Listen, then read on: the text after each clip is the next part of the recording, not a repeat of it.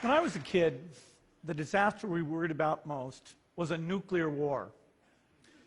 That's why we had a barrel like this down in our basement filled with cans of food and water. When the nuclear attack came, we were supposed to go downstairs, hunker down, and eat out of that barrel. Today, the greatest risk of global catastrophe doesn't look like this. Instead, it looks like this. If anything kills over 10 million people in the next few decades, it's most likely to be a highly infectious virus rather than a war. Not missiles, but microbes. Now, part of the reason for this is that we have invested a huge amount in nuclear deterrence, but we've actually invested very little in a system to stop an epidemic. We're not ready for the next epidemic. Let's look at Ebola. I'm sure all of you read about it in the newspaper. Lots of tough challenges. I followed it carefully through the case analysis tools we use to track polio eradication. And as you look at what went on, the problem wasn't that there was a system that didn't work well enough. The problem was that we didn't have a system at all. In fact, there are some pretty obvious key missing pieces. We didn't have a group of epidemiologists ready to go who would have gone, seen what the disease was, see how far it had spread. The case reports came in on paper. It was very delayed before they were put online, and they were extremely inaccurate. We didn't have a medical team ready to go. We didn't have a way of preparing people. Now, Médecins Sans Frontières did a great job orchestrating volunteers, but even so, we were far slower than we should have been getting the thousands of workers into these countries. And a large epidemic would require us to have hundreds of thousands of workers. There was no one there to look at treatment approaches, no one to look at the diagnostics, no one to figure out what tools should be used.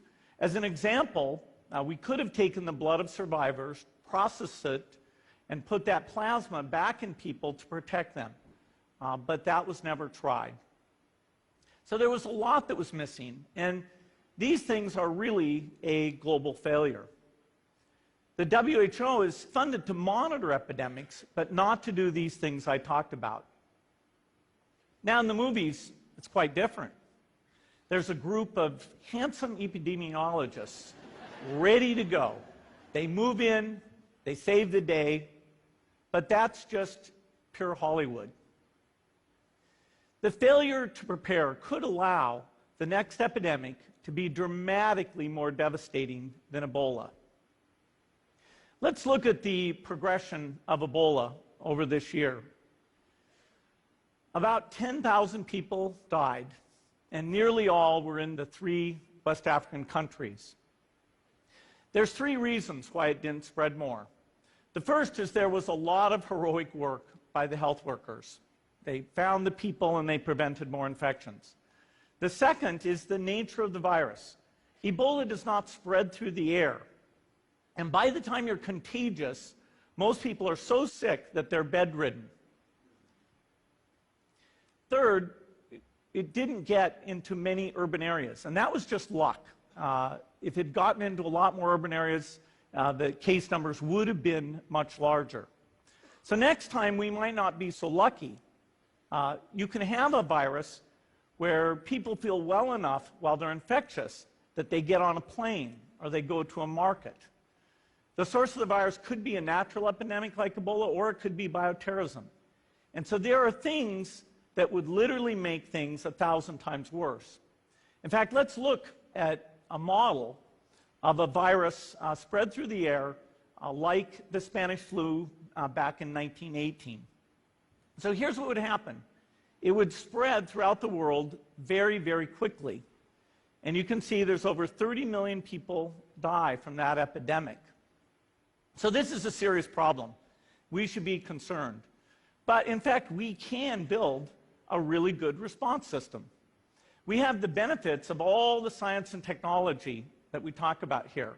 We've got cell phones to get information from the public and get information out to them. We have satellite maps where we can see where people are and where they're moving. We have advances in biology that should dramatically change the turnaround time to look at a pathogen and be able to make drugs and vaccines that fit for that pathogen. So we can have tools, but those tools need to be put into an overall global health system, and we need preparedness. The best lessons, I think, on how to get prepared are, again, what we do for war. For soldiers, we have full-time waiting to go. We have reserves that can scale us up to large numbers. NATO has a mobile unit that can deploy very rapidly.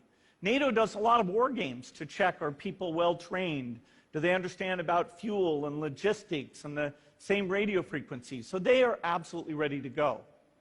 So those are the kinds of things we need to deal with an epidemic. What are the key pieces? First is we need strong health systems in poor countries. That's where mothers can give birth safely, kids can get all their vaccines, but also where we'll see the outbreak very early on. We need a medical reserve corps, lots of people who've got the training and background who are ready to go with the expertise. And then we need to pair those medical people with the military, taking advantage of the military's ability to move fast, do logistics, and secure areas. We need to do simulations, germ games, not war games, so that we see where the holes are. The last time a germ game was done in the United States was back in 2001, and it didn't go so well. So far, the score is germs 1, people 0. Finally, we need lots of advanced R&D in areas of vaccines and diagnostics. There are some big breakthroughs, like adeno-associated virus, that could work very, very quickly. Now, I don't have an exact budget for what this would cost, but I'm quite sure it's very modest compared to the potential harm. The World Bank estimates that if we have a worldwide flu epidemic, global wealth will go down by over $3 trillion, and we'd have millions and millions of deaths. These investments offer significant benefits beyond just being ready for the epidemic. The primary health care, the R&D, those things would reduce global health equity and make the world more just as well as more safe. So I think this should absolutely be a priority. There's no need to panic. We don't have to hoard cans of spaghetti or go down into the basement. But we need to get going because time is not on our side. In fact, if there's one positive thing that can come out of the Ebola epidemic, it's that it can serve as an early warning, a wake-up call to get ready. If we start now, we can be ready for the next epidemic. Thank you.